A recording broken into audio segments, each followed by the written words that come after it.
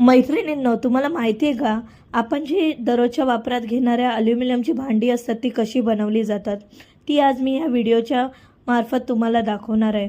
मी एका भांड्याच्या शॉपमध्ये गेलेली. त्यांच्या त्या भट्टीमध्ये ॲल्युमिनियमच्या भांडी बनवत होते. भांडी बनवताना तिथे कढई बनवण्यात आली होती. तर ती कढई बनवताना मी हा व्हिडिओ काढला आहे. तर या व्हिडिओमध्ये कढई कशी बनवली जाते, तर ह्या बाउलमध्ये तुम्हाला ॲल्युमिनियमची जी तुकडे दिसतात आहे ते तुकडे ह्या साच्यात टाकले जातात. त्यानंतर हे लिक्विड टाकलं जातं ॲल्युमिनियमचं.